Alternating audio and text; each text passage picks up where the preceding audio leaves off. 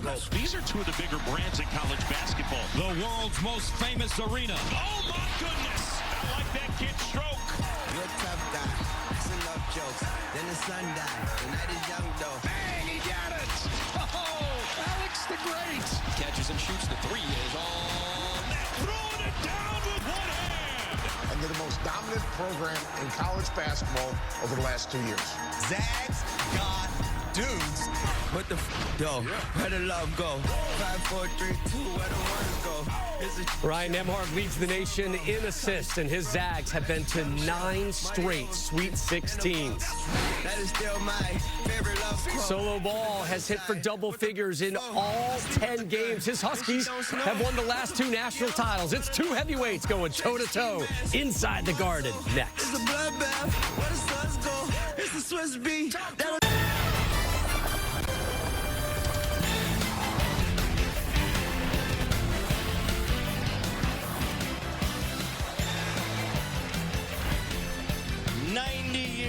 Of college basketball history in this building in Manhattan, Madison Square Garden, the site of Fox Primetime Hoops, and we have a gift for you. Gonzaga and UConn, 2 cornerstone programs in college basketball. Present day. It's SantaCon here, but UConn is playing. UConn, Gonzaga, Jason Benetti, Jim Jackson. 2 programs that still should be favorites to get to the Final Four in so many ways, but they both had to find their way this year.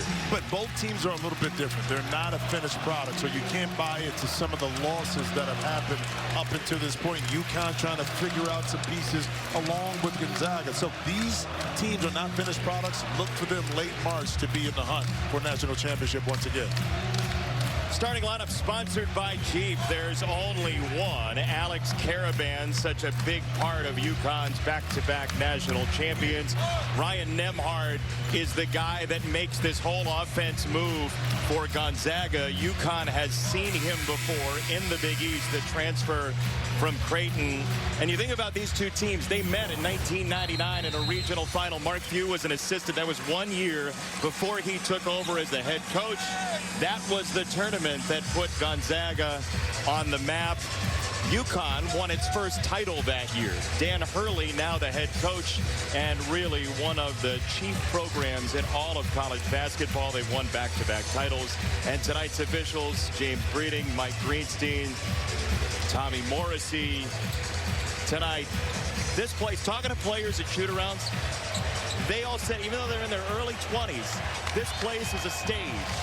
They sense it when they're on this floor, Jim. It's amazing that with all that is going around, the newness of social media, I mean, so to speak, and playing in different environments, that the Garden still has the nostalgic that even young people can resonate with. And that's what makes it so special. This is going to be a heck of a battle.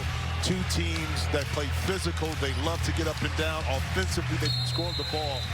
And Samson Johnson, Terrence Reed stay out of foul trouble. That's going to be the key for one of the keys for UConn. 2 teams that rely on their big start, and they jump center, and it's Caravan handing it off for Hassan Diarra, who's been such an important piece off the bench historically for UConn. Now the starter in the backcourt. Diarra on a lob. He's got Johnson for an early spike.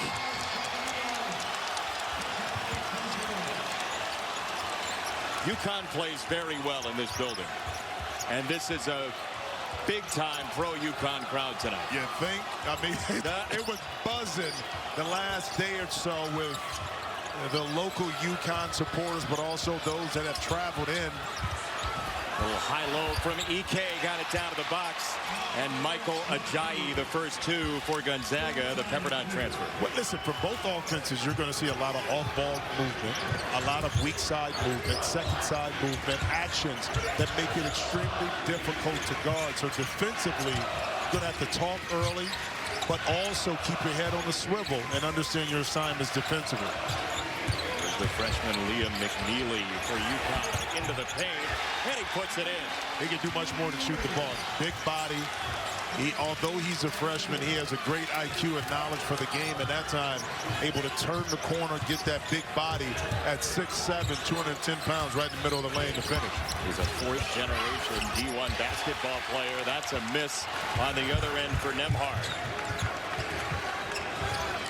Is anybody more sophisticated offensively in the country than Connecticut? Oh, boy. That was pretty unsophisticated, just under. But that's the pick and roll, because you are occupied on the weak side, that Johnson is able to find himself open. Two hammers. Well, at the beginning, EK gets hit with the back pick. Liam McNeely able to get him. Look at this. Well executed out of the first play, but then not to be outdone. Just a little slip pick here. Caravan doesn't get enough credit for his playmaking ability, but right there, showing the touch to put that slide pass right on the money. This place is loud. It is up for grabs if this goes down, and it does. And he's looking for a phone call. Need to talk to somebody. 911. Right now, I'm starting to get hot. Liam McNeely feeling himself right now in the energy from the guard. McNeely used his phone a friend, and it was the rim. 5 early for McNeely. Solo ball, no sir. Well, that went down. It was timeout time. Hey, the roof right now would have went off, but this is where Nembhard has been here, done that before. Caravan flash, couldn't get it. It's a hit ahead for Ball. And a poster for him.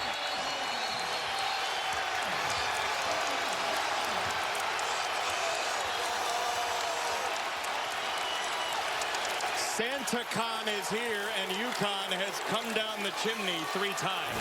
You can't write this team off because they're so dynamic. This is a different team. They're not as good defensively as they were last year, but they turn that around and start to lock in. They got enough talent to compete with anybody. And Ball right now, Solomon Ball, is loving this start by the UConn Huskies. They love a good solo here at the Garden, don't they? I like that. Way to put that in there, Jay. I mean, Jay Boogie, way to get it. This is the anniversary. Today's the anniversary, 46th anniversary of Billy Joel's first concert year. Look at you. How about that? Look at you. That's why they pay you the big bucks, baby. I like you just the way you are. This holiday season, help Fox Sports give the gift of play to kids in need. Visit goodsports.org/Fox Sports or scan the QR code to handpick equipment from your favorite sport to donate today. Mark Few's been through a lot of these. What's his response to this? Take the hit. All right, settle in. Let's run an offensive set, get a basket, and quiet the crowd. Now, what that does, it allows you to set your defense. I mean, UConn has to take the ball out the basket. Now they're out and running. They have an advantage, but if you can get the ball inside, execute your offense, get right back in this game. EK had it knocked away. Punched out of bounds to Dan Hurley, who looks ready to play right now with a ball in his hand.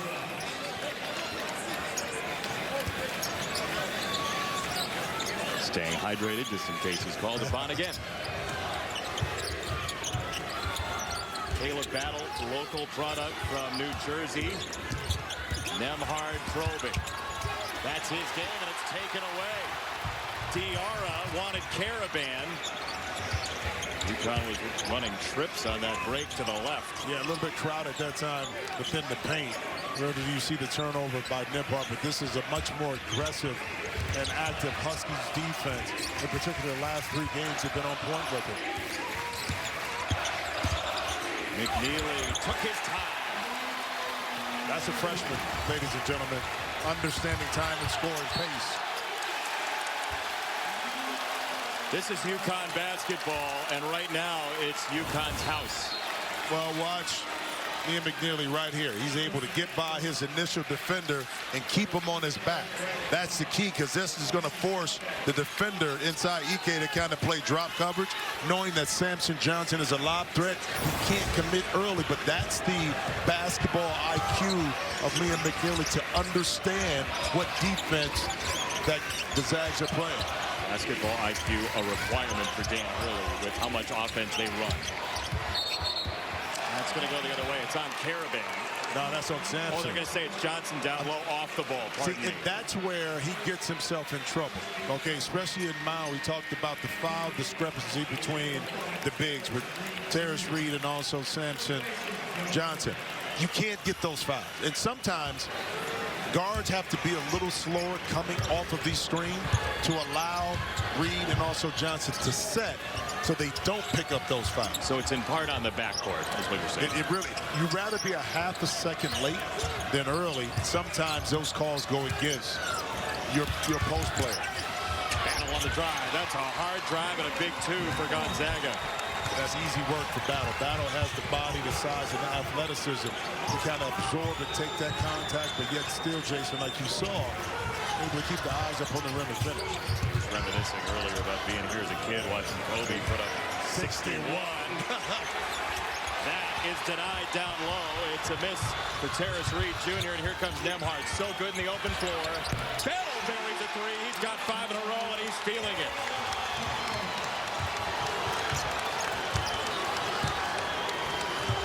You could tell talking to him at shoot-around how excited he was to play here and how excited he said his family was even more than him to be here. Well, he's telling his teammates about playing in the guard, what it's all about. Until you get here and feel it, you don't know. And now you're in the midst of it, and UConn is balling, baby. Reed just popped it in the air to Caravan.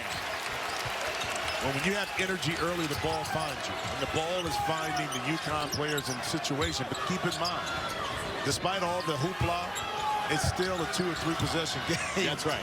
For the Zags to get back into it. And doesn't Gonzaga know it after their big lead last time out against Kentucky went away? Hickman's pass leads to a foul against Connecticut. The Huskies have opened 7 out of 10 from the floor. The ball started in the air, and then it got dunked a bunch on the Zags so far.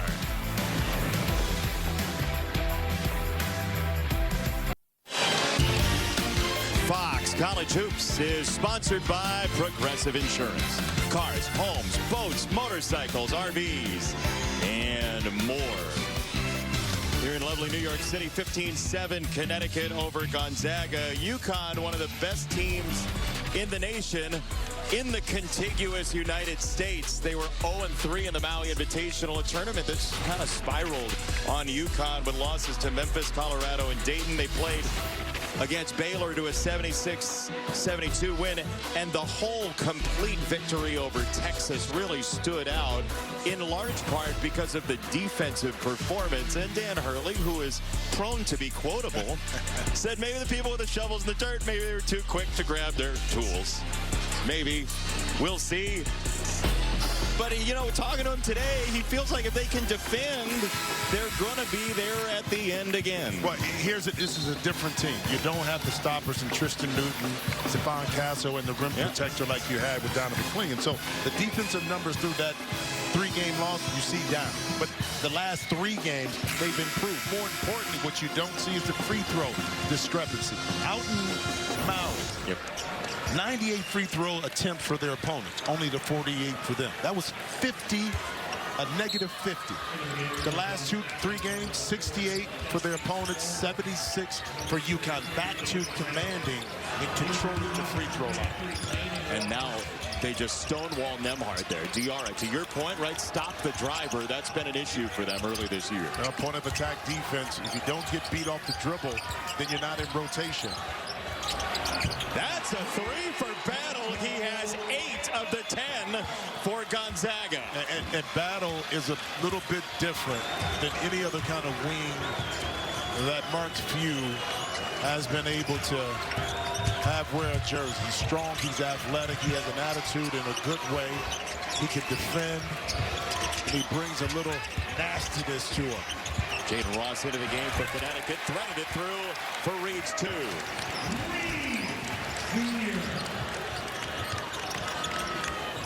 See Ben Gregg into the ball game, the senior out of the state of Oregon, down low. He got contact, and he'll go to the free throw line. Getting Battle right here. You talked about the 61 that he was able to witness when Kobe put it down here in the guard. Now he feels he's a piece of it. That time the ball Jaden Ross got hit a little bit, but Reed, right place, right time, able to finish.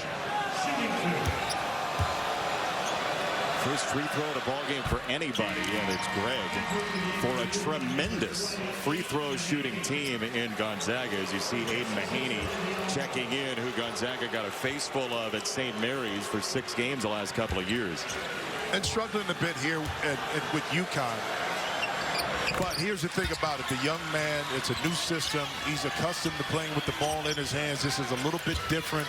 If he and Diarra on the court together, but Danny Hurley wants to stay away from that and makes him smaller. I think he will find his way. A tough defense that time by Nembhard. And they're going to get Nembhard on a foul there. A little pressure. This is smart by Ryan Nembhard because he understands some of the struggles that Mahaney has been dealing with. He's played against them last year. So you like that foul? No. I mean, this is going to be a physical game. And fouls like that, you figure, are not going to be called, but it is what it is. Caravan, one dribble. Rebound in the air, and that's going to be out of bounds off of Ross. So it's Gonzaga ball. That opening flurry, Jimmy, it's a 5-point game. It is, but that's what good teams figure out, okay? When you have a leader like Mark Few and a point guard like Ryan Nembhard, okay, you weather the storm, but then you put yourself in a position, get a couple stops offensively now, and that's a moving screen. It's on Huff. Yeah. Sophomore for the Chicagoland area. Mark Few just said, Mike, trying to get confirmation on where the foul is. But the turn, that's what it is, because now he blocks Aiden Mahaney from being able to get around or get through the screen. You can just see close range as we are. Nembhard has that look in his eye, like he might make a big play tonight at some point down the line. He's now switched off of Mahaney, who's got Huff on him this time. On the kick out, Stewart. That's a 3 for UConn. Just his 5th of the year. He had not shot it well.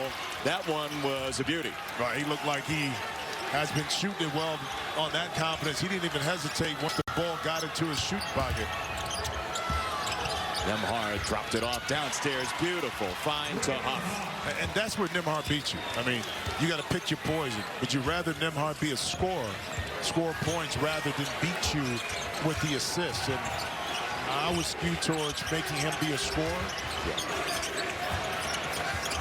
Kentucky did that. He had 7 assists in the first 15 minutes. He's now 1 short of 100 for the year already.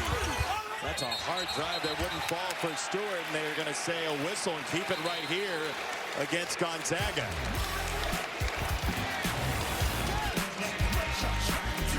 A Husky lead so far, 20-14. Fox Primetime College Hoops is sponsored by Jeep. There's only one. UConn by 6, 11:49 of the first. Here in New York, New York. Next Saturday night, Fox Primetime Hoops star-studded women's basketball showdown. We've been waiting for this one for a while. Juju Watkins, number 5 USC. Paige Beckers at number 2 UConn and Hartford. It all tips off at 8 Eastern on Fox. It's going to be a blast. And you look at what they've done so far this year. Combined 45 points a game all over the stat sheet.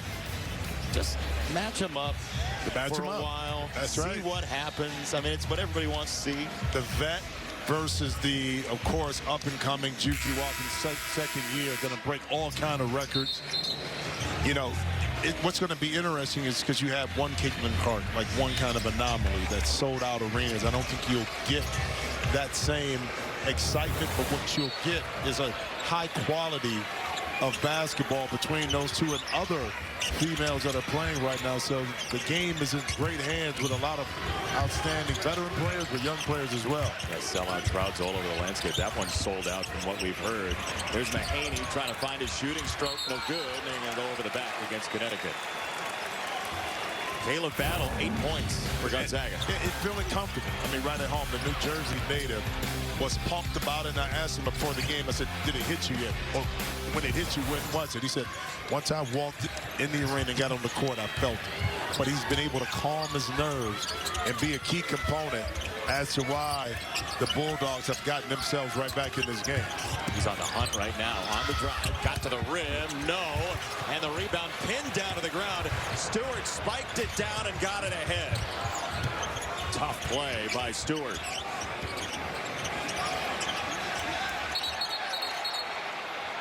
And we have an injured player down on the other end for UConn. That's Sampson. Samson Johnson is down.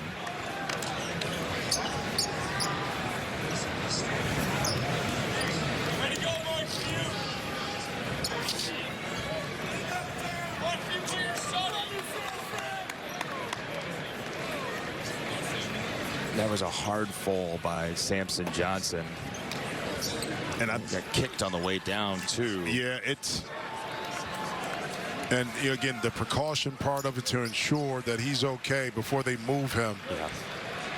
Again, that's a bang-bang play where he's going up over the top of his own teammate to try to prevent the shot, and the collision takes place. And that's why officials and the rules committee are very stringent upon when guys are in the air in different fouls.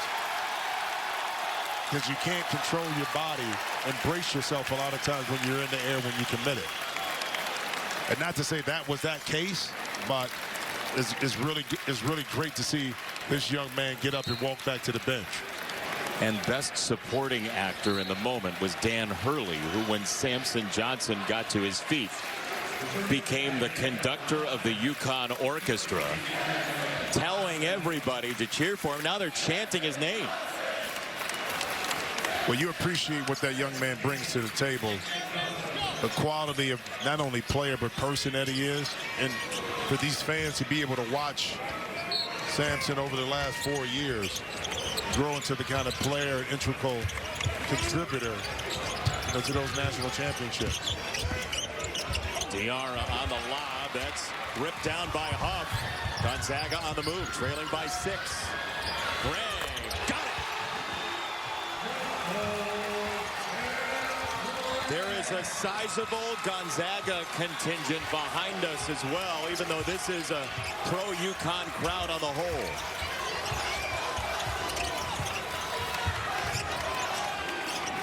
Look at the defense by Stromer, who played a great final possession defensively against Kentucky and somehow gave up a field goal. Karaban taken away by Nembhard. One-on-one with Stewart. Stromer, no good. And the rebound for Terrace Reed Jr.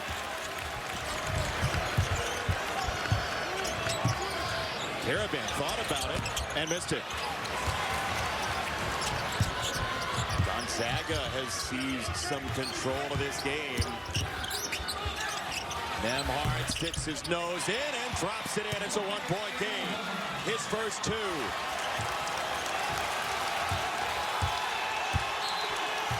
Timeout, UConn. This feels like a tournament game. It really does. Early in December, early in college basketball. See, now, keep an eye on. This is what having a quality point guard is all about. It's the patience. You can't speed Nembhard up. He's waiting, allowing the trailer to come because these two are not communicating now. The slots are going to come in, and this is where the trailer comes in, but the pass is going to be able to get right here because the confusion early, you don't stop the ball, and the great point guards understand pace. They don't get sped up. So he did it early with Caleb Battle in transition, where he allowed the defense to kind of filter down and flatten out, and just pitched it back to Battle for an open 3. His patience and his timing and how he plays allows those shots to happen offensively. Battle's got 8. McNeely has 7. It's a 7-0 run for Gonzaga. But on that play you just drew on, Jimmy, It reminds me of the conversation Ryan Nemhard had with us at shoot-around and his soccer understanding. The background in that game, that kind of pass and patience shows his development through the beautiful game of soccer. Terrace Reed in traffic, lost it, and Gonzaga can take the lead for the first time tonight. Excellent defense by Greg inside. Reed a little off balance, not able to explode up and finish. It's going to be a travel. Yeah. McNeely got away with a hand, but it was only one hand, and he creates the turnover. Well, that's that 6'7" frame, too. Now, you may have posted him up, and Greg maybe 6'10", a few inches taller, but McNeely got him far enough up the lane a little bit to enhance that and induce that travel. It's kind of nudge him, right? That's it. Solo ball riding toward the lane. Now McNeely. Caught up in the wash there. Caravan did off the Diarra screen. Now it's Diarra driving on Nemhard. He lost it. 5 to shoot for Reed. Terrace Reed Jr. traveled before he scored. Good rotation that time by Huff, too, to get over and kind of take away some of the airspace of Terrace Reed. So 2 travels in a row. You got to be patient when you're in the post, in particular when you have one-on-one opportunity. That's where the footwork, the concentration have to be at an all-time level. Nemhard just looks energized, doesn't he? But he looks like I'm in control. Beautiful give and go. And 2 free throws coming for Dusty Stromer, who got it right back. You know, there was a Rangers game earlier which put the floor on the floor at about 6:45. That was a one-timer. Jimmy? That's a one-timer? Yeah, we're trying to bring every sport in one 4-minute segment of our show. I love How it. we doing? That's one. We got Soccer. We Hockey. got soccer, hockey. Now we're going to get to football. Yeah. But you know one thing about both of these teams that make it a challenge defensively to stop because of the backdoor cuts, off screens, the slips. The best defense really is pressure on the ball, because if you're able to pressure the ball, even if your teammate gets beat, you can't have a clear line to pass it. So if you don't have pressure on the ball, those slip screens, back doors are going to be open. And both teams emphasize, coaches do, pressure the passer.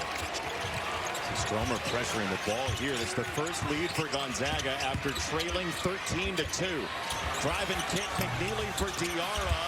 And the rebound, sword form picked up. That's batted away by Gonzaga on the lead feed to Nemhard. We get a whistle against UConn. And let's see if Diarra was in the legal path. And here's the block on one end. And they're now out in transition. It was both Greg and Huff on the defense. Foul number 6 against UConn already. Huff working hard into the body of Reed. Went left and Reed smacked it away. He did it again.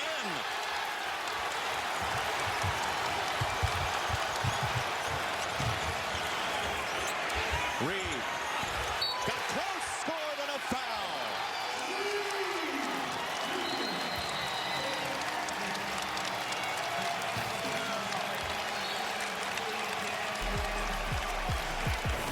Jason, in transition, the toughest play to guard is that transition pick and roll. If you don't communicate, the big man slips. It's an easy 2 inside. Now Terrace Reed has an opportunity to get an and one, and then Reed not to be out denied. 1, 2, not enough. Needs this kind of defensive effort for UConn, and the crowd is in it. And Gonzaga back in this game despite being down early. If you're just catching up on college basketball, Gonzaga with an epic blowout of Baylor, 101 points on opening night against top 10 team. They lose to West Virginia in overtime, kind of got caught up in a gummy game. They gummed up the works. Then last Saturday, an 18-point lead out in Seattle at the home of the Kraken, 90-89. Kentucky got the victory, but 2 overtime losses. And tonight, our progressive game summary gets slam dunk savings today. So far what we expected. UConn having the paint presence they do. But again, the three-point defense for Connecticut has been an issue at points this season. Gonzaga 3 for 5. But the last 3 games we saw where the defense has gotten better. Yep. Only teams shooting 33% compared to when they lost those 3 games where they're 52%. So the emphasis on guarding the 3 line, extending the defense a little bit, but also here's the key. They're not getting beat off the dribble. Yes. And now you're not putting rotation, and that opens it up for the dribble, drive, and then the spray out for a 3. So better job containing the ball off the dribble by UConn.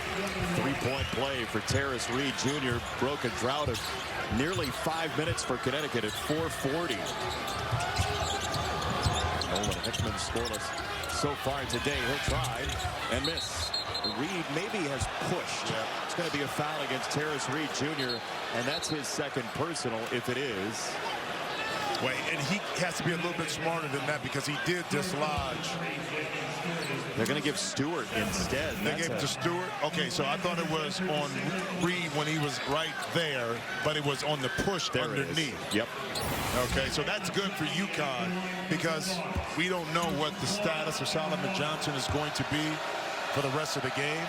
So it's imperative that Reed stay out of foul trouble, in particular early or in this first half, to give him enough, room for the second half, which is going to be even more physical, I believe. Yeah, they don't have the same cavalry as the front end is no good for Ajayi. McNeely driving on Stromer, back out to Ball. Tiara, the steady hand for UConn. Got to shoot. 3 seconds. He tries to burrow in. He chucks it up and scores! A total prayer. They'll check and see if he got it off in time. It looked like he did. But why y'all sweat? Hassan Tiara knew exactly what he wanted to do. Work the shot clock down, get boggled up in traffic, and then at the last minute get it up and over the top. Now they're trying to see if he got it off. Yeah. We'll see. Now you know what that looks like, right? Since you want to get your football is under Mark review. Sanchez, the butt tackle. Fumble, yeah. Remember that? Yeah. When he ran into the back of That's him? right. Okay. He held on to the ball, though. Yeah, but got it in. Yeah, he did. That's good, right? That counts. Yeah. So let's take a look. So he's behind the line, and the key is, as he steps back, so they're checking 2. Is it a 3? Where's that left foot? That's the key.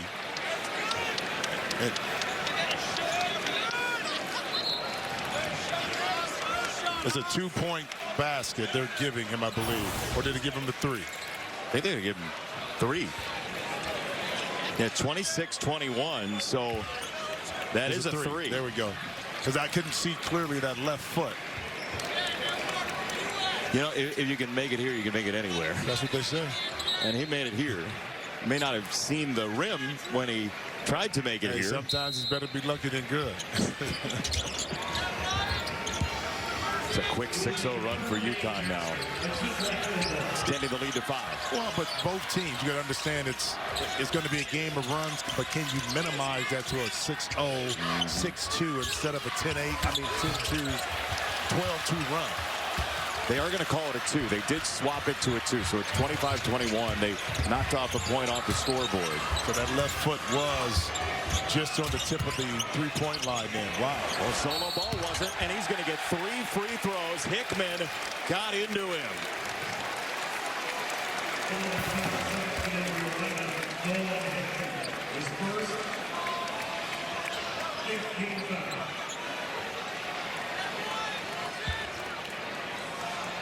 Just the second free throw attempt all night for UConn and Solo Ball, who started 10 games last year as a freshman and has grown into his starting role now. And Dan Hurley keeps doing this, right? Guys off the bench in the title team the year before get thrust into bigger roles, and they do very well for themselves. But they grow through the course of the season. Do a little comparison shopping, right? More than double the minutes, and he's shooting the ball better. Well, but last year's team was a little bit different, too.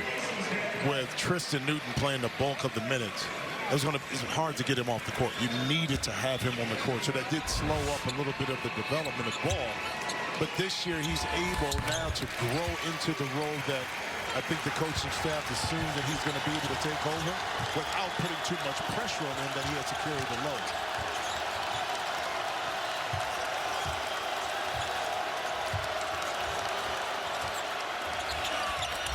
Battle again. His third three. He had 22 tickets in the hopper as of this morning. He had to, as you told him, put the phone on Do Not Disturb. Don't do not disturb. Because I'm sure that ticket count ended up probably north of 30. Knocked away. We're going to foul, and it's going to go against UConn. Nembhard went to the deck, and he used his body to screen the ball. But the pass from ball was on the inside of the air, so that gave the opportunity of Nembhard to get a piece of that. That ball has to be outside, and you have to be sure about that pass. And again, that's why passing is a premium. Yep. You know, where you put it and how you read the defense is so important. And I'm sure Coach Dan Hurley has talked to Ball about that as he exited the game. Second personal against Solo Ball. This is typically a team that sits its players for the rest of the half when a second foul comes up. Nembhard makes the first. He talked pretty extensively about feeling like you're on stage in this arena as we chatted with him after their shoot around. The lights are just different. You know, the feel is just different in here.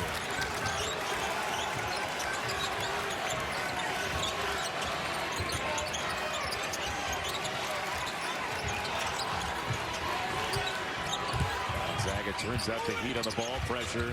Screen from Reed. It's McNeely behind it. He'll try and drive.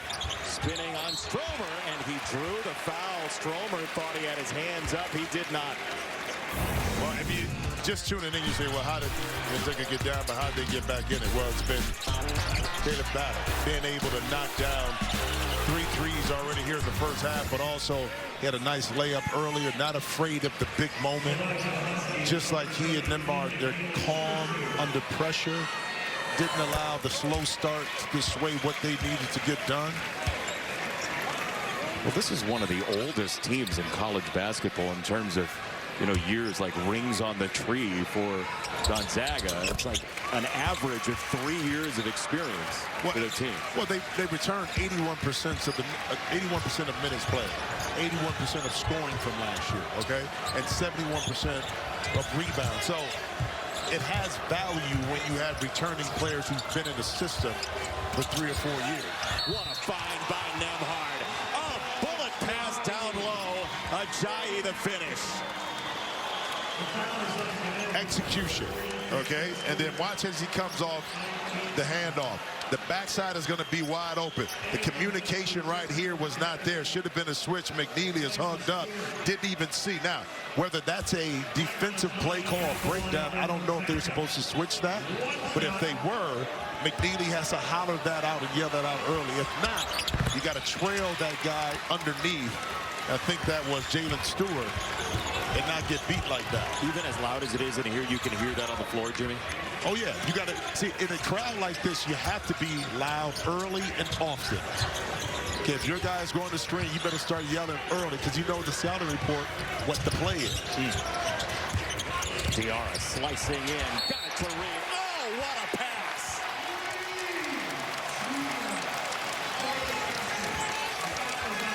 And this is why coaches say get the ball back to the second side. Get it swinging. When you swing the ball, now you attack. You attack the closeout. That's what Diarra has done right here. Look, he attacks the closeout. Now Ike has to help. And Terrence Reed Jr. is right there in the middle to pick up some of this loose change and now put himself at the free throw line with the ability to get an old-fashioned three-point play. Terrence Reed Jr. at the line for the Huskies. Transfer for Michigan. Reed got it to fall. As smooth as his baritone sax playing.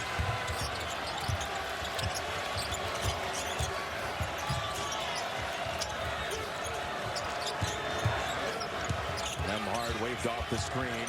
Got into the body of Mahaney. Nembhard turned the corner. He's a nightmare. But this would happen. The first initial, you want to go under the screen with Nembhard, force him to be a shooter. But then he came back and pushed the screen lower. That allowed him to turn the corner. That time you can't go under because now it's at the free throw line and Nembhard just does the rest.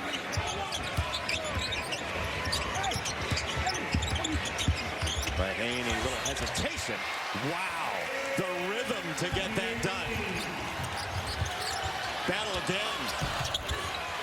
A rare miss for him tonight. 4 straight makes for UConn. Huskies feeling it. Mahaney thought about the 3.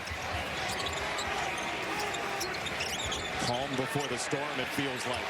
McNeely missed it. I love the stroke, though. That young man, I'm telling you, by the end of this year, is going to be a problem. Yeah. He's going to be a problem. EK and Reed. Hand-to-hand combat. EK's going to the free throw line. What a game this has been so far. When the big-time players step up, Nembhard, you go under the screen once, that's no problem. I'll come back. The miscommunication, layup inside. See, that's the patience, the understanding, the pace of play, and then the finish inside and not to be outdone as Mahaney. Listen, you play me from the jump shot a little hezzy. I'm in the garden. I got to put on the show. Reverse the layup inside. Boy, this is a good one right here, Jason.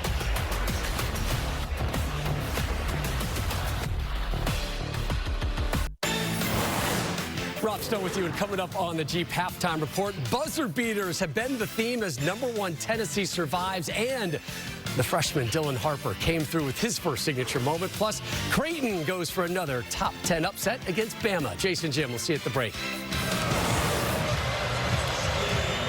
Stoner, thank you. Notably, no Lakers score in your update, but that guy would be very interested. Above and Beyond, sponsored by Jersey Mike's. Be a sub above. Some stars from around our nation today. Jaden Epps in the win over Syracuse. Evidently, this is a graphic just built to make fun of our alma maters. Is that also Syracuse loses? Ohio Auburn State wins by, what, 38 over Ohio State? I didn't see that score until you made it a point to show it to me. Yeah, I just wanted I was minding my own business. I wanted you to be aware of it. That's all. Why? Just in case somebody came up to you. James Breeding is coming over to talk to Jimmy here for a moment. But see what's going on around college basketball. Some big news, but the biggest news, if you're a college basketball fan, right here. Dick Vitale, who is one of the most genuinely kind, wonderful souls on the planet, has announced that he's cancer-free. And that man, I had the privilege of working with him once. And the kindness that he has shown and shows all of his partners in the world of college basketball. Dick, we are so thrilled. The news is wonderful. It put a smile on all of our faces, and we cannot wait to see you at a game again. Listen, we take for granted a lot of times our health. Yeah. And as we tend to get older in life, you see how valuable and how much more you have to really take care of yourself. And when you see somebody fighting like Dick Vitale, who's an icon, as not just a personality, but as a person. He transcends networks, you know, Dick Vitale, and just seeing him, you know, next to me and seeing the throng of people at the game that we did. Just love being around him and the energy that comes off of him. But it's authentic because he loves the game and he loves young people. He had a great relationship with all of the coaches. Yes. You know, he didn't beat and hammer on these young men when they played the game. He was really a positive force. And when Dickie V said your name, when he mentioned you, bro, your stardom took off. Yeah, that's true. Dick, we're thinking about you, and we're so happy to hear your news. UConn by 3, playing without Samson Johnson, who will not return to this game. We are told by Connecticut that 2 is pure for Jalen Stewart. Who said that the mid-range has no value? That time it was an excellent decision by Stewart. Couldn't get by his defender. Beautiful move. Off roll, shoulder fake for 2. Patience, little crab dribble, one-on-one defense. Excellent footwork and outstanding touch that time by Hawkins High. 19 points in a state title game in the suburbs of Chicago for Braden Huff. McNeely unlucky.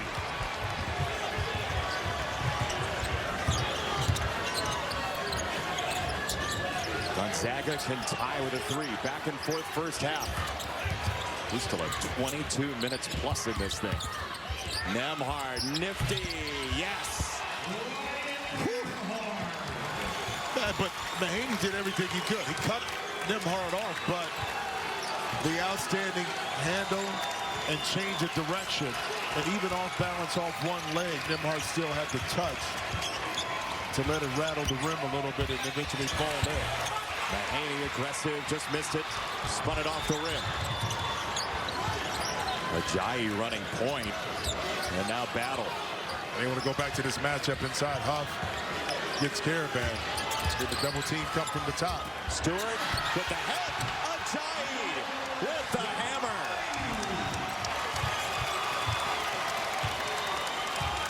What a game.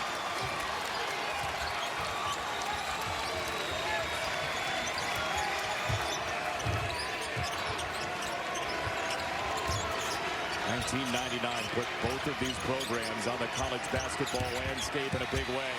Karaban will go to the free throw line for 2. Jason, let's go back to the last play with the double team of Huff inside. Now watch when the double team comes down. Here is now the trailer running down the line. Hassan can't hold because right now he's beat. And the pass is beautiful because it was a read and react. It was a cut immediately. What Ajayi was able to do was follow his Jalen Stewart down on the double team and came and trailed right in behind him. And that's a counter to that double team coming from the top. And you're basically turning the other defender into a defensive back. Like, you know where you're going. He doesn't. He doesn't. And that's what you're supposed to do. So that time, Ajayi diving, even if he doesn't get it, you're going to have a read and replace up top with a guard that's going to be open for a shot. And those two actions are extremely difficult. You can't take both away. That time, the Bulldogs were able to get a nice layup inside. Very well executed. Now UConn 9 for its last 9 from the foul line after not getting to the free throw line in the first 12 minutes. Nembhard so cool. He'll snap off a jumper. It's no good. Neely on the gas pedal. Diarra undeterred until the finish line by Huff.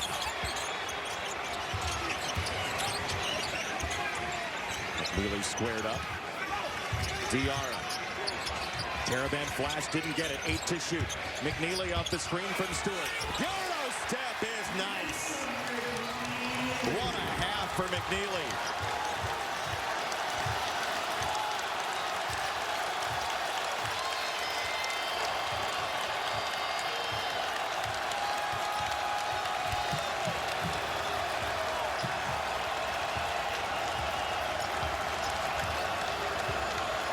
Everyone's standing. It feels like the end of the game. It's the end of the first half. Stromer step inside. That's no good. McNeely gets hammered with 6 seconds to go in the first half. He'll go to the line. You know, some players just have an it factor and something in them, even when they're young. And McNeely having the genealogy allows him to lean into the knowledge of how to play despite being a freshman. He plays like an older player. That time the patient shot clock running down. No hesitation in the big time rebound right here. That puts him to the line to extend the lead a little bit more for UConn going into half if Gonzaga can't score. First one good.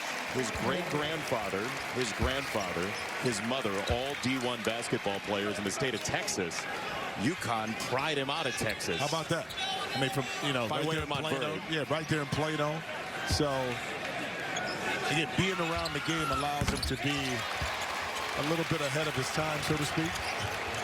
13 in his first half. Nembhard wants to go. He's got to the rim. Yes! A fitting curtain down in Act 1 at Madison Square Garden. Both teams made over half of their field goals in the first half. The savvy veteran, not dissuade at all. Take my time.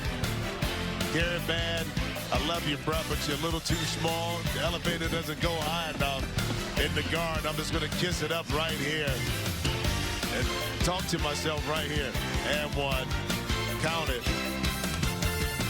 The second. This is just the first half, Jason. We got 20 minutes left. This is just the first half, my man. Find a better first half this season. 43-40, your halftime score. Rob Stone, Casey Jacobson in Los Angeles. Jeep halftime right after this on Fox Primetime Hoops.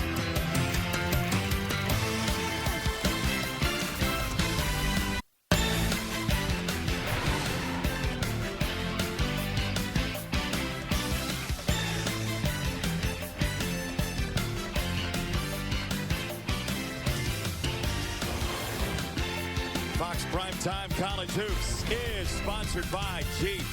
There's only one.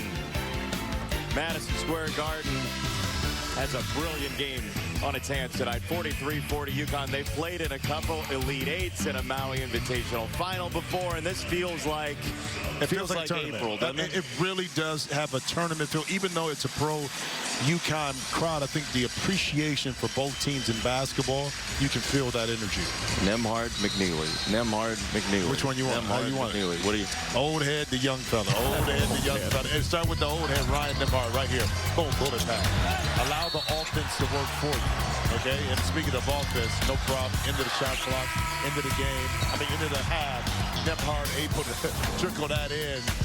And I think we're seeing a coming out party a little bit on a big-time stage. The performance here is patience, hope, and substance getting to his spots. This young man is going to be a special one for UConn. First half stats sponsored by Jeep. There's only one. UConn 11 for 11 at the foul line. Both these teams have shot it very well from the free throw line, not only tonight, but over the course of this season. And a combined 10 turnovers. Such a clean game so far. That young man out of the state of Texas, McNeely, has made a name for himself in a big way tonight. Well, when you don't turn it over, you get shots at the rim. And both teams have done an excellent job with only the 5 turnovers, because those can be huge swings, in particular if you're the road team and you're coughing up the pill, and UConn is able to use that as energy to score and keep the crowd in the game. That is a turnover for EK, who did not make a field goal in that first half.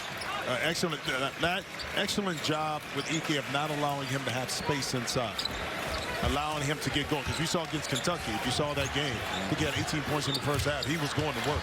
Nice little jump shot. The pick and roll, middle pick and roll was to his advantage. Not a lot of that in the first half with he and Nembhard. McNeely sold it well. EK involved again that time. He will be, with that foul, the 6th player with 2 fouls in this game. Nobody's got 3. And you come to expect that a little bit with the post players, because they play physical inside, so they're going to pick up some fouls. You guards didn't play physically? We did, but we kind of got away with some things a little bit. If you're slick, you got to know how. I never fouled out, bro. I know you did. Why. I got to like 3 fouls. I'm like, Ole? No. Columbus becomes Pamplona. I'm like, look, coach, what, you want me on the floor? What you want? You okay now? What you want? Your plus minus kind of train. That's all right. When you needed a basketball player, hopefully I was there for him. On the drive, Nembhard missed it.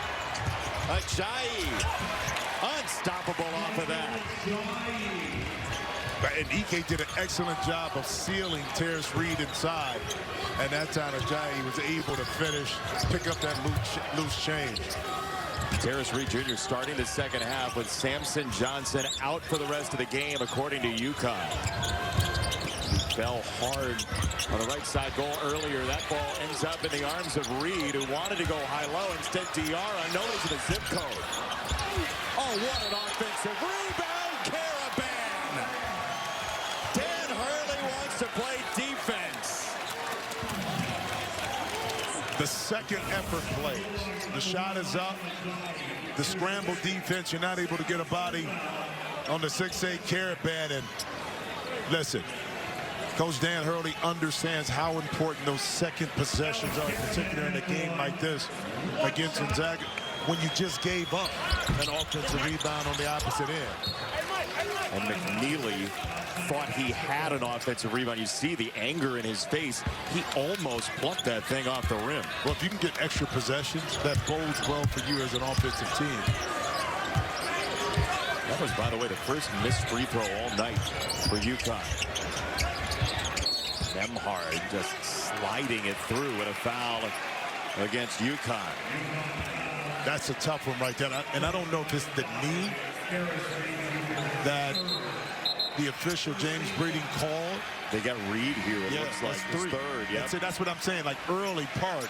Now you're digging into your bench. Okay. Yusuf Singare, who's played all of 21 minutes all year. Now watch the knee and the dislodge. I mean, as physical as players, I don't think you call that foul. Yeah. Because the foul, it doesn't impact Ike and what he's doing. And that, to me, is one of those fouls where you allow the physical contact, albeit it was some contact, to display on. Ike still had the ball in a position to score inside. He's going to go after Singare. And the problem with that foul is if you call that one on Reed, then you have to call every contact that looks like it, right? And that's unfortunate because now the rhythm and flow. Now, see the reach right there. That's where the foul is at. I mean, Singare, you can't do that. You can't reach. You're in good position. Why reach? Use your lower body and don't allow the official to kind of call that call. Further up the bench, Luke Murray, the assistant for UConn, was pointing to his chest to say, use your body on the defense. That's beautiful defense by UConn. It's going to stay with Gonzaga. Boy, watching McNeely off the ball, he's been really impressive, just energy-wise. Well, look, just the swipes making Ike uncomfortable, in particular when he picked up his dribble. Hickman, what a find. Ike left it short on the doorstep. And when you struggle with your offense, even a one-footer seems challenging. You see Ike right there at the front of the rim, not able to finish it.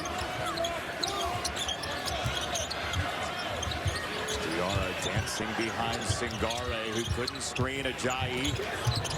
McNeely put his shoulder down.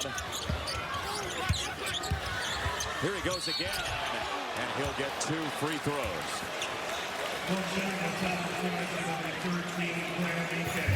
Now tonight's struggle. You see Graham Ike. What hasn't been allowed to happen is that middle pick and roll with he and Nembhard. I mean, they're so devastating with that. Yep. He's able to get to a short roll, make a decision to play, and also not getting deep post position, not allowing him to get lodged under. We knew coming into this game that it was going to be a battle inside of bigs.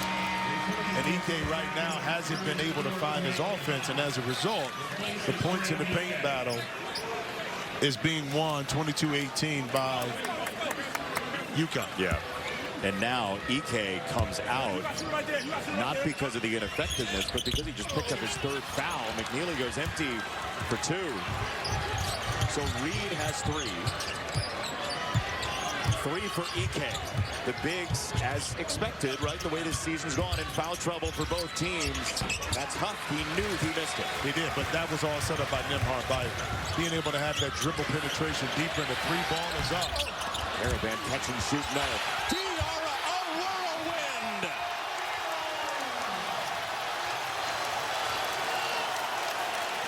He was jet propelled, Jimmy. Well, that's because the transition 3 doesn't allow you now to match up with everybody. That time, if you're looking and watching and not putting a body on somebody, Nolan Hickman did not put a body. He's watching. Diarra able to find, identify, use that footwork, and present his team with another offensive possession. And now at the free throw line for the 3-point play. Queens native Hassan Diarra makes it an 8-point game. That was 3 on Ajayi. So foul trouble mounting for Gonzaga, and so is the noise. Battle was the stopper of the first half. That's a dive for Greg that won't go, and it's off the fingertips of Connecticut, and Diarra out of bounds. That's 2 point-blank range shots that Gonzaga has not been able. Ike and that time Greg. In close games, Jason, you know they come back to haunt you. That time I thought Battle got hit on the arm, but the strength That upper body to still be able to absorb that contact and finish through is what makes him such a tough guard. That looked like a shot you'd take in horse. Basically behind the backboard from the baseline. It's going to be a foul on the screen. Destruction against Battle. See, Jason, I would say, you know what this feels like right here to fight your way through contact, but then I'd be exaggerating a little bit. Well, it's like working with you. You would not, you know, okay. You'd be on the floor crying and talking about to the ref. You know, there might be one or two of those in my history. Yeah. I got to say. I got the scouting report on you, bro. Yeah, that's right. Talking to my college roommates. On the kick. Solo ball. Yes, sir.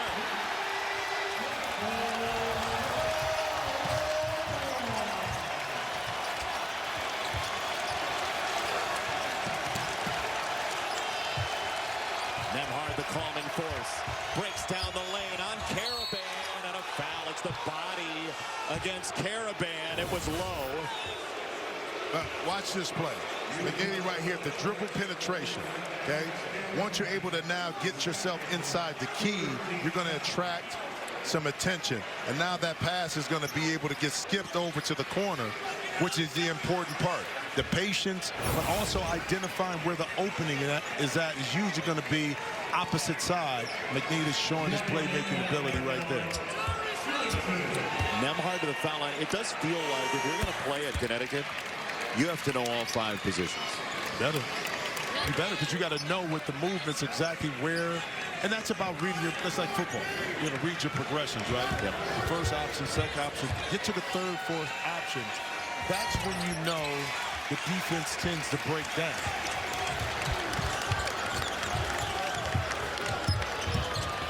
Can Gonzaga maintain contact here? Or will this break down for the Bulldogs? Ball again. No. Offensive rebound. Singare. McNeely hoists and misses. Nemhard, second gear was all right for him that time. And he gets fouled. That's his experience. The push, UConn ball in retreat mode. So if you don't get picked up, you continue to put the pressure on him. That's what Nemhard did. Just a savvy play by a savvy veteran leader. That is the 3rd on ball. It's the 4th against Connecticut and the 5th on Gonzaga with 16:03 to go. If this becomes a free throw contest, who knows? Well, guess what you do? If I'm Mark Few, I'm telling my guys, drive the ball and get to the penalty early. So now every time you get fouled, you're able to get to the free throw line with the clock stopped. Again, both teams are exceptional free throw shooting teams. Gonzaga at 81% as a team for the year, top 6 in the country. Little high, Huff handled it. Nice catch by Braden Huff. High, but not high enough, and that's Battle. Because he's been so effective scoring the ball, guess what? You attract the defense. Now you just got to make a play. And then Huff able to get his fingertips on that, haul it in, and finish it. Caravan ran to it and missed it for 3. Singare again on the offensive glass. McNeely, no. Nemhard lays it off and creates the foul. Battle goes to the free throw line. Normally you're used to Nemhard with the pick and roll, but this one is Battle to Huff. Beautiful play inside, baby. That's a long scream from Dan Hurley.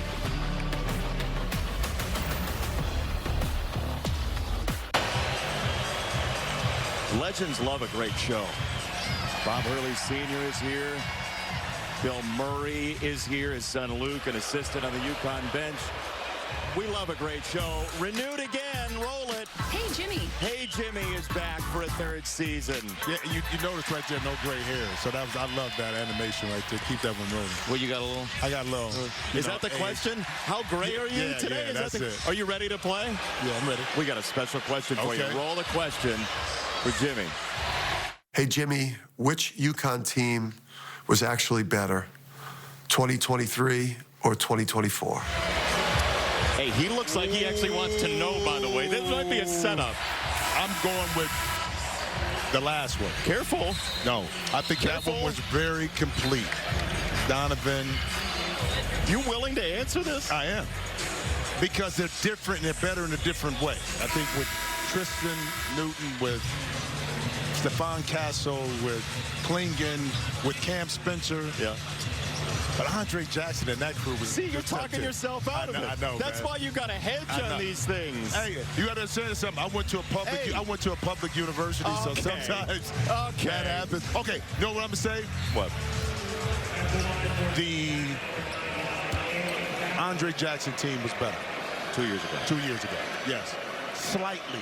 But you just, within a minute, said both. But I had the option to change my mind, which I did. Well, I didn't think about it real quick. If we get under a minute in this game, it's close, and you want to change your mind again, keep it to yourself. Listen, when you have gray hairs and you're 54, you throw everything out the window. If you don't like it, so what? Did you ever think this day would come when you were playing on this floor that you'd have a little gray in there? Well, hey, a lot of people don't get the gray hair, so I'm glad I'm here. No, you've worn well with age. Worn well. Yeah, that's right. Well, so has this game. I mean, this game is just, it's going to come down to taking care of the ball. Can you get stops, defensive rebounding? Diarra went underhand, and it got smacked by Huff. Nice defensive play with the hands of Huff. And now him trailing the play for three. Rebound McNeely. And it never seems like the Bulldogs were ever out of it. Even with the run early, you knew kind of they could make their way back into the game. And UConn can't put them away, but you expect that from two powerhouse programs with all this talent on the court. UConn opened this game 13-2. Gonzaga counterpunch right away. Diarra off a massive screen from Singare. Boy, Singare's played some good minutes for Dan Hurley here. Nembhard revs the engine. Lets it cool, goes right back to the gas pedal. And now Huff with that shoulder, and it's swatted away. Here comes Diarra. On the flip trip for UConn. Caravan. No. They can't find it. 0 for 5 right now and had some really good looks.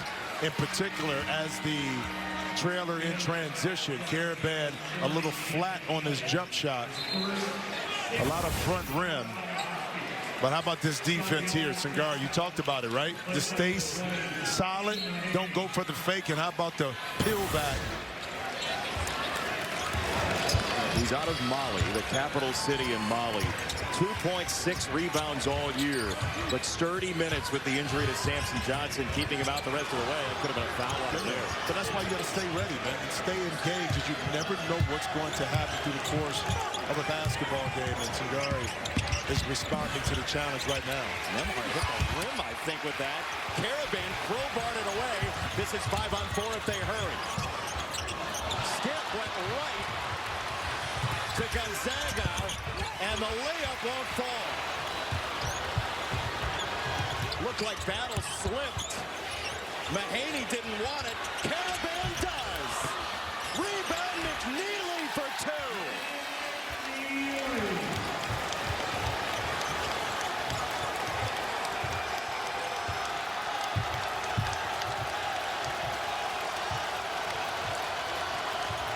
This place is wired. Huff, too strong.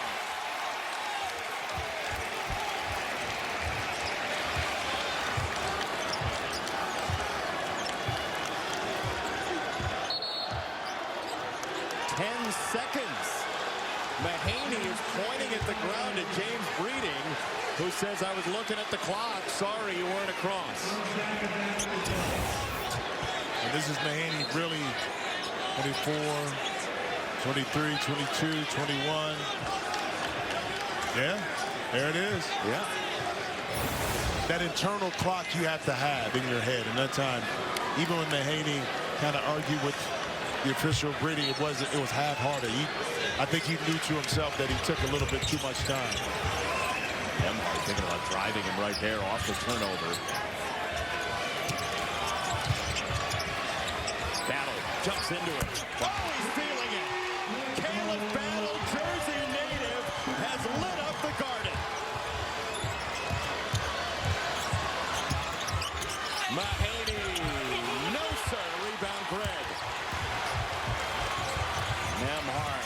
Looking in the rear view.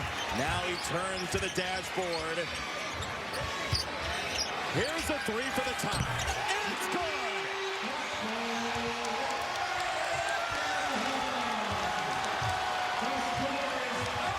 Timeout UConn.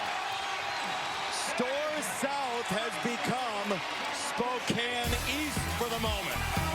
I told you, it seemed like Gonzaga was never out of it. One play at a time. You chip away.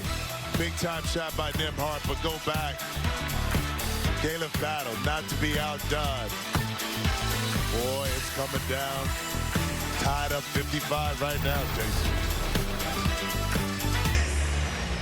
Tomorrow on Fox, an NFL doubleheader starts with Cowboys-Panthers or other regional action. Then it's a battle for the Keystone State. Steelers, Eagles, Saquon Barkley. Check your local listing for the game in your area. Only on Fox. Tied at 55, 11:51 to go. Second half. Some top 25 teams going to have to lose at this game. Marquette had an early lead against Dayton. Tough place to play. Fell. Purdue, neutral site, but really a home game in Indy. Lost to A&M. Clemson, 11 a.m. Eastern. Bring your waffle iron. Loses in overtime to Memphis. And just buzzer beaters galore. Tim Brando, our colleague, just tweeted about this. You saw them all on Fox today in a row. The first two here. Dylan Harper against Seton Hall. They get the trophy of the Garden State.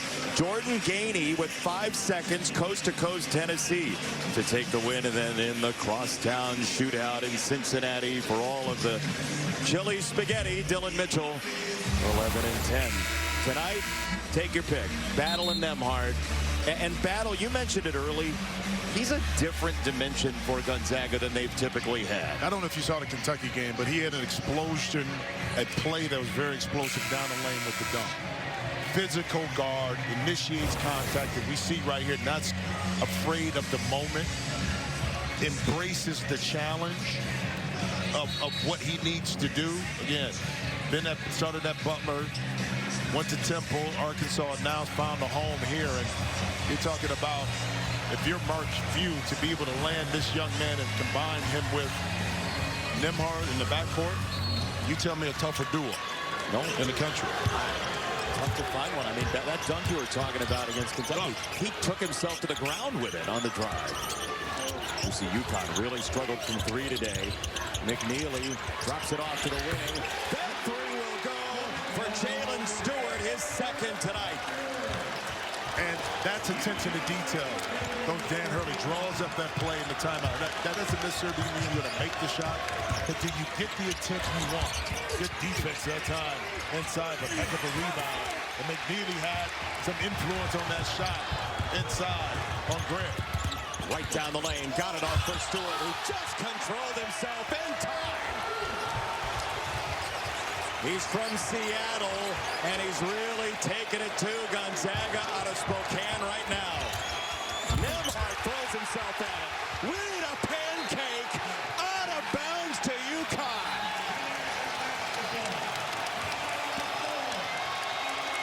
They do a lot of boxing here historically, and UConn with a flurry has backed Gonzaga into the corner. Well, a couple body blows and then bang. Right uppercut, Stewart able to knock into three. And then inside in transition, off balance, so what? I got to touch inside and Reed surveying the paint. Nah, Nembhard, you got one at halftime. You're not getting one right now. Fox Primetime College Hoops, sponsored by Jeep. There's only one. UConn with the lead by 5. A quick 5-0 run for the Huskies. Foul trouble is mounted. It slowed down a little bit in the last 4 minutes, but 4 guys with 3 total fouls. Let's go in the huddle and hear what Dan Hurley had to say during this break. Now that's a response. That's right. That's how champions respond. That's how champions respond. Hey, guys, we're dangerously close on 2 fouls at the rim there. Right into business again, but when you've won back-to-back national titles, use it, right? Use it for belief. What you dig into it now is because Karaban, Diarra was there in the mix, understanding what it meant. Solomon, I know he's not I mean, Samson Johnson is not in the game right now, but you dig into, you go back into that and lean heavily into, we've been there, we know how to win. Long way to go. I expect some kind of response from the Bulldogs. A little trapping here at the midline. Yep. Remember, UConn and Gonzaga just to combine 10 turnovers in the first half. Terrence Reed Jr. has been big when he's been in. Here's McNeely. Top off. Reed got it with 2.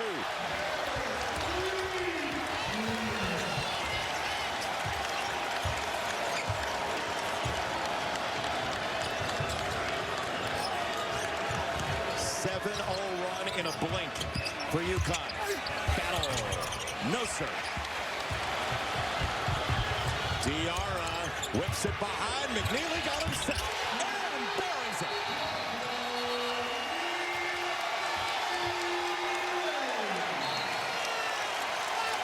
That kid has erupted tonight. Well, it's a reason why you go after this young man.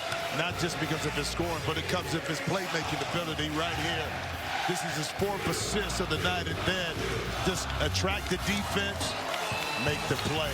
I love it. Turn the corner, get him in motion, and then the timing is exquisite, and then you put it on time and on target for Reed to do the rest, and then in transition. Look at this beautiful stroke.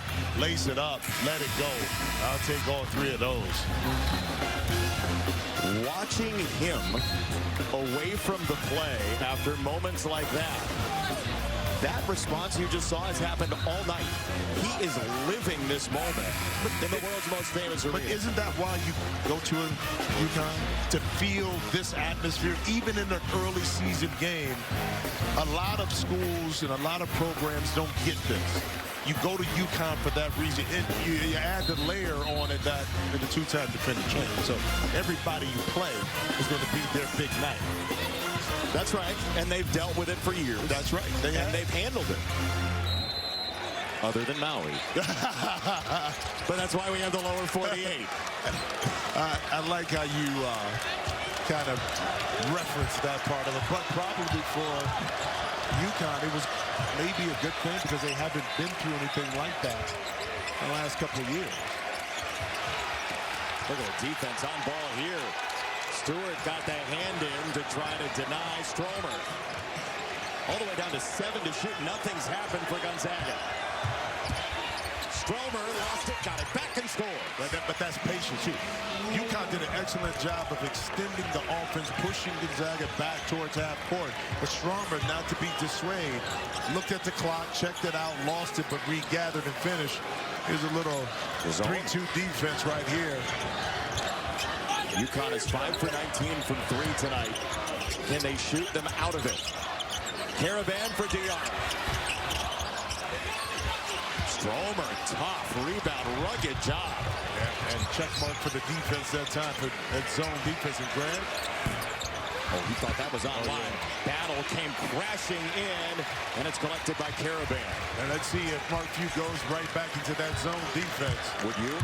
I would, but now it's a man-to-man. Switching it up. Possession by possession. Caravan's open. He missed another one. Caravan tonight is 0 from 3. 0 for 7. Diarra, the defense, it wasn't good enough. Nope. And notice the attack that's off of the missed shot. It was one-on-one. It had an empty corner. That time, Nembhard able to use that big body or that size up top to initiate some contact but finish it on the line. And here it is, back in that 3-2 zone. So trying to keep UConn off balance with the switching defenses. What do you have to do as an offense? Identifying and dealing with it. Right there in the middle. Look opposite, then you have a shot. McNeely missed it all. The execution, though, was there. Getting it inside and talking about execution right here. Crossover inside. Nembhard not letting the string go yet. Gonzaga still got plenty left in the tank. To all the Gonzaga fans watching, check out this team take on UCLA Saturday, December 28th. First ever college basketball game at the new Intuit Dome.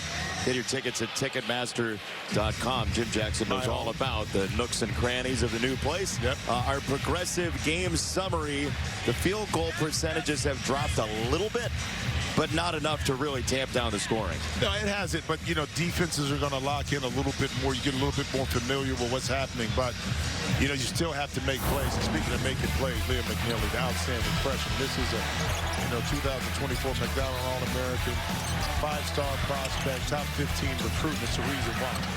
I mean, the Richardson, Texas native can do a little bit of everything. And the beauty of it, he's showing you his all-around game. Yes, it's the 20 points, but it's the rebound 6, the assist and court awareness. And he's just now really getting his feet wet, entrenched in college basketball on how good he can be. Well, that's scary for the rest of the country. It is, because I'm telling you, we're going to come back and look and maybe identify this game in December, in March, okay? Big East tournament time, and watch the progression and where he's at and where this UConn team will probably be during that time. UConn by 6 under 8 to go. Battle wants it. McNeely meets him there. Battle. Got sideswiped. Great job drawing the foul with the body control. But you see the explosiveness. That time, squared up McNeely. One dribble blew right by him. And that time, Diarra was a little late and couldn't quite get in the front. And that's the power that Battle has once he's able to get by his initial defender. He's come back from a broken foot a couple of years ago before transferring here through Temple to Arkansas, and now here at Gonzaga. And the free throw number is growing and growing. And all of social media is ready to send fiery messages our way if this doesn't fall. And I told you I was gonna holler at you if something happened. I know you are. You're gonna holler at me if nothing happens. That's right. Now, so the extended 1-2-2 pressure, not to steal the ball, but to force UConn to dig into the shot clock a little bit, and they fall back into the 3-2 zone. The middle is going to be open. Diarra attacking that middle. He traveled. He just fell. A little confusion, not sure Diarra, once he got inside, what he wanted to do. And he turned his back to the baseline, okay? And really didn't have an outlet pass. So another positive possession defensively in that 3-2 zone by the Bulldog. Remember, Gonzaga saw Kentucky change its game last weekend with a 1-3-1. Yep. Oh, what a play by Ross, jumping the passing lane, swooping in for 2.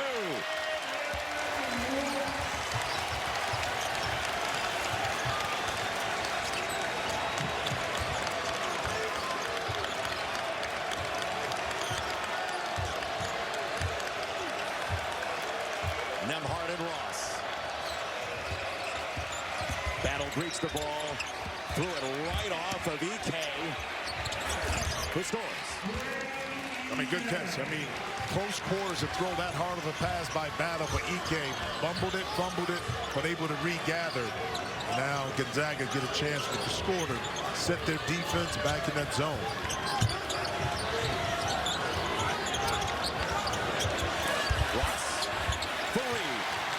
High-low action. That's why when you get the ball in the middle, it turns into 2-on-1 on the backside. Another steal, almost steal. Ooh, out of bounds to Gonzaga. And Dan Hurley has the ball. He has dropped it off to the official.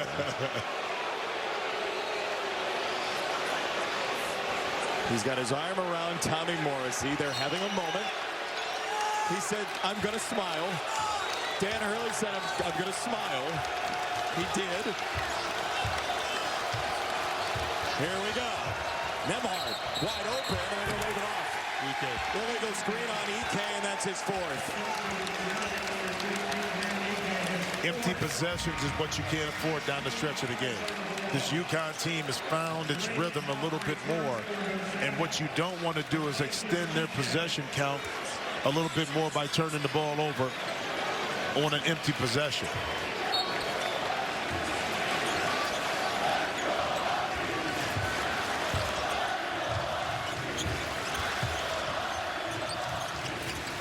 Let's go Huskies grows and grows with every dribble. It's ball. Rebound Ajayi. Nembhard is double parked.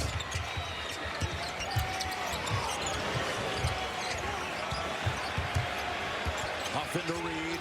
On the skip, Stromer, a ball fake. Stromer. No. Ajayi got it up on the rim. How is this thing going to end here at the Garden tonight? Back to the man-to-man defense right here. Again, trying to keep UConn off balance with the switching defenses. McNeely's shoulder first, got the contact he wanted. Boy, he is very savvy for a freshman with his body creating fouls. Well, I like how he doesn't get rushed. I mean, this was a big moment. But yet he's not caught into that. And KYG, know your game. That's what he does. He's not trying to do something he's not comfortable with. And that's why he's able to stay balanced and stay steady and make the right plays, because he's staying within the structure of who he is and not trying to be somebody else, despite the big moment here at MSG. Have you seen him out of control all night? Nope. Nope. Have it. It's a new career high of 21. McNeely is there. I think it's the headband, really. Like, you do. That calms him down. The semi-pro. Yeah, semi-pro. Mojo. Battle roaming. No. Huff. Yes. The offensive glass has been kind to Gonzaga. And that's because Battle has gravity. He attracted Reed Jr. over. That body not being able to stay present on Huff presented an opportunity for that putback. It's a 4-point game. Reed, quick spin, got under the basket. Nice defense by Huff. Yep. He used the end line in his favor. Nembhard playing hopscotch. Look at the spring in his step, 36 minutes in. Yeah, he wants this empty corner, too. Tiptoeing in, Nembhard faded. Good defense by McNeely, like in a 6-7 frame, was able to keep Nembhard in front, but then contest at the end.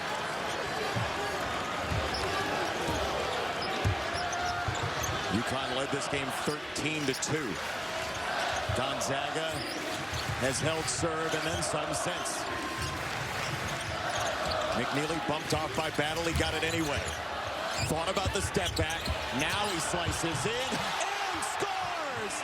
A blind two! Stromer, no answer. Huff the tip. Ajayi answers the same way.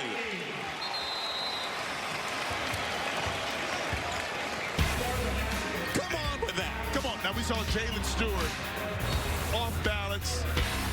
McNeely said, let me get into the party right here. Eyes up, soft touch. Again, better to be lucky than good at times. But not to be outdenied. It's the offensive rebound. Ajayi inside. The tip, the finish, an impossible and one right now for the Bulldogs. Chance for a three-point play for Gonzaga out of the timeout. 2 timeouts apiece, single bonus each way. Gonzaga has not led in this half, and foul trouble has grown. It's got the 4th foul on Reed going to the break. We'll see how Dan Hurley plays that. EK on the bench right now for Gonzaga. If you're the Bulldogs, how do you close this gap if you're gone? One, you can't have the empty possession, okay? You got to value the basketball and get the shots, because right now they found a little something with the offensive rebound, okay? When they're able to get into their offense a lot quicker, the shot is up, bodies are not being boxed out, and they're able to benefit off of that and score. For UConn, you control the clock, you control the tempo, you get into your offense. What's worked for them are the quicker plays, shifting the ball to the second side and then attacking off the dribble and make it a play. Ajayi, who played 1 year of varsity basketball in high school, completes the three-point play. UConn by 3. Gonzaga has shifted into a zone at points here in the second half, and it's worked well.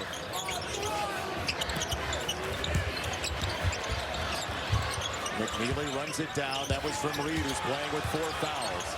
McNeely, short. Rebound for Gonzaga and Huff. You see the strength right there by Caleb Battle. McNeely, 6'7", was not able to back down Battle. Excellent defensive possession. One-on-one defense. Take pride in it. Now can the offense benefit from that for the Bulldogs? It will travel through Nembhard. He wants the screen from Huff. They go under. Nembhard couldn't tie the game. But that's the play. With the pick and roll, you're going under on Nembhard and force him to be a shooter. You don't want him to turn the corner.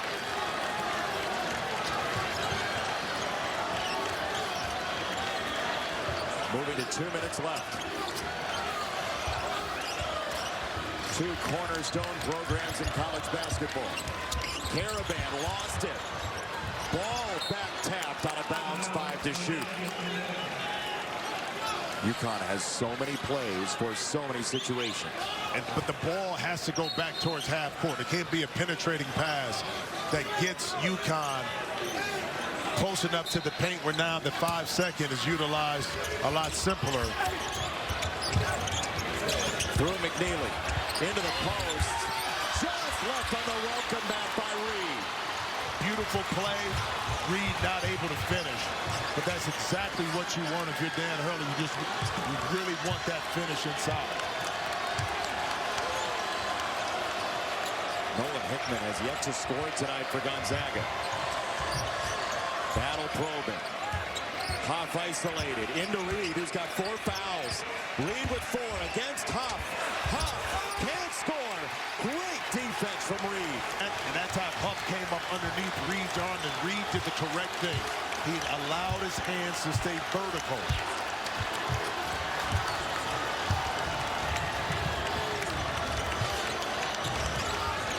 Now McNeely. A career night for him at Madison Square Garden. Diarra roving down the lane to a standstill off the shot fake, and Caravan makes it a 5-point game. Timeout, Gonzaga. Well, it wasn't pretty, but Diarra able to maintain his dribble. Look at how many Bulldogs he's able to attract. And then smart play by Caravan by making himself available to get into the passing site on lines of Diarra to get the ball. He struggled early with his shot, but he's able to hit a big-time shot and go back to the defense. Jason, you pointed this out. 4 fouls. No Samson Johnson. Reed Jr. has to play solid defense. And that time, the discipline not to allow his arms to come down and swipe prevented that play from going against him with the foul and represented a really, really big-time defensive possession.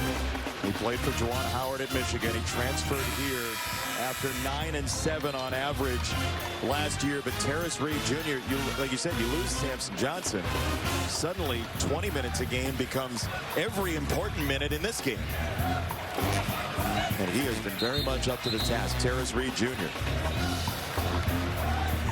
You'll see Connecticut again in a Big East opener against Xavier coming up on Wednesday.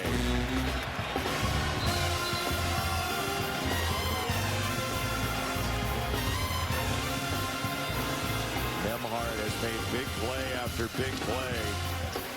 The first player in the country to 100 assists.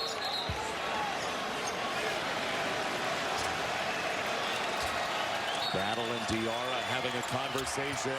And here we go, under a minute left. Nembhard, catch and run. Missed it. Rebound Ross. Tie up. Wow. UConn ball. Beautiful play, like a pistol play. The advance pass up allows Nembhard to get by his defender, a little mix-up on the switch, and like Reed, left it short. Left it short right there at the rim. 2 fouls here at Gonzaga. Try to get the trap first. Diarra spins out of it. Now you got to foul, but you got to preserve the clock. You got to preserve the clock. Ajayi wants to trap here. We got a timeout. Dan Hurley, 42.3 to go. Again, UConn is a strong foul shooting team. They're at 76% for the year, 16 for 19 tonight. There are 2 more 1-and-1s coming for UConn on non-shooting fouls as the Big East slate begins for UConn. You see the upcoming schedule, too, for UConn getting into. Xavier lost a tough one to their crosstown rivals today, Cincinnati. But listen, Gonzaga's schedule. That UCLA game gets bigger and bigger with UCLA's win against Arizona today. It does. It does. Now, think about this down the stretch of this game. You talked about excellent free throw shooting. Okay, but you don't take that for granted. You say, listen, I'm going to force you to have to make free throws. Okay? I don't care what the percentage is. It's different when it's a clutch game. Can you step up there? I want to preserve as much time if I'm the team that's down on the clock. Initial trap, I can't get it. A steal, then I'm fouling. I'm stretching this game out and have to force UConn to beat me making some free throws. So you figure why Reed isn't on the floor. As that nearly got away, it's out of bounds. Let's see. It's going to be UConn ball for now. It's under a minute here. So they're going to go to the monitor and take a look. I think Nembhard hit it. I think he tipped it up. I don't know if Diarra had got a piece of it. And that was a tough pass in the backcourt to make by Karaban. And watch at the end, right here, Nembhard. They both touch it, and it looks like Nembhard propels it forward. Yeah. I think you're dead on. Diarra has it, touched it first, but Nembhard with this momentum is the one that had the last possession or touching that made it go out of bounds. So it should be an easy call for the official, but they got to look at the time too. Is under review for out of bounds. The James Breeding close-up you never knew you wanted, but now you do.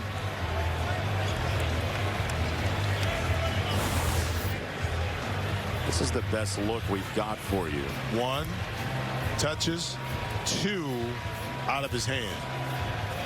So the officials, it shouldn't take that long for the officials to keep the call where it's at. Especially considering, like you said, the call on the floor is UConn ball, so you'd need incontrovertible proof to overturn it, right? Is that Syracuse education? I mean, how about undisputed or undisputable, or would you use, what was that word again?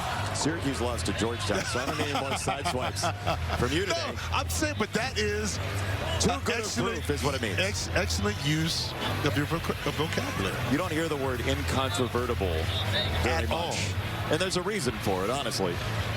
It should be UConn ball still. Yes. And then at that point, can you then trap again? I mean, you're in 19 seconds. You've already played nearly half a full possession. Well, and where the ball is taken out of bounds is tough, too. Yeah. So for UConn, you got to be very careful on how you inbound this and understand that a trap, if you want to be in the middle of the court. If you get the ball in closer to the sideline, guess what happens? You got a Gonzaga player, another Gonzaga player, now a third external factor, which is the sideline. And you don't want to be close to the sideline. So what's UConn's best? It is Connecticut basketball. They have kept the call as it is. What's your best ball here if you're UConn? What's the play? Well, you want to get the ball in the center of the court and to one of your better ball handlers and decision makers, okay? Because you got to understand a trap is coming. But cleanly get the ball inbounds first. And Karaban has to have the 5-second count in his hand up to 4. Yep. He has to know that. With a conversation. Yep. And UConn has 1 timeout left. And they talked about that on the bench. If you can't get it in, we have 1 timeout left. This might be a conversation about how much time UConn has to clear the front court. Right.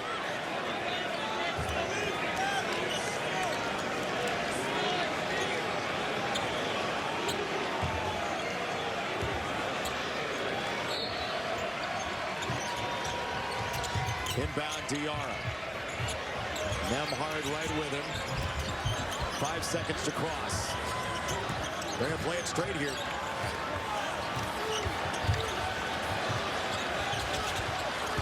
Diarra into a three. No. Foul call against UConn on the rebound. It's Karaban, it's his third, and it's a 1-and-1. They'll walk it the other way for Battle.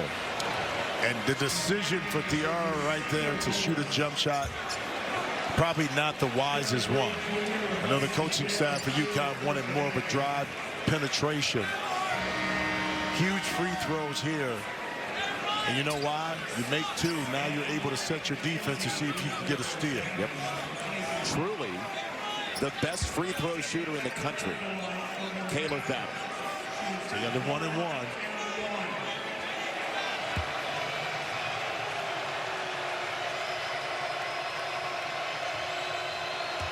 He grew up coming to the Garden when he's seen big spot like this after big spot.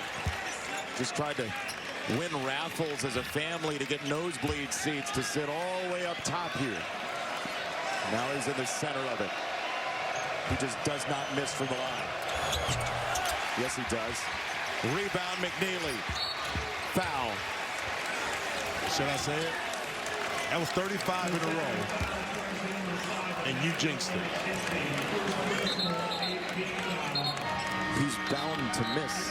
Well, it didn't have to be on your watch. I'm just saying. You are absolutely the best. Yeah, I'm telling you, you know. So it's a 1-and-1 coming the other way. McNeely will go to the line. We said earlier, Sparks were about to fly off keyboards if he missed. McNeely, 8 for 10 tonight. 1-and-1. Got it.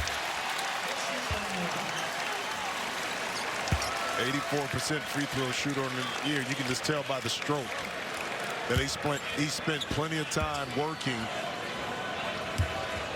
on it. Gooseneck, money.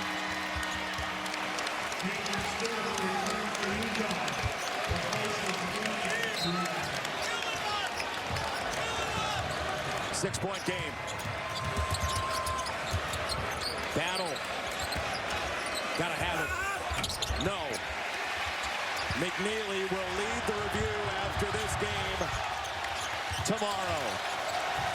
A career night for the freshman. He'll hold the ball last. UConn takes down Gonzaga in a game with March flavor.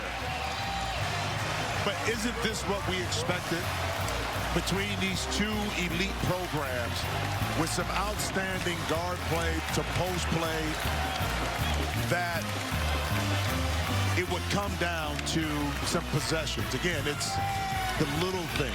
UConn was able to stave off a tough Gonzaga comeback. What a game, man. That's why we love college basketball. In 40 minutes. For Steve Shear, Matt Gangle, our entire wonderful crew, he's Jim Jackson. I'm Jason Benetti. Final score, UConn beats Gonzaga 77-71. You've been watching Fox Primetime Hoops.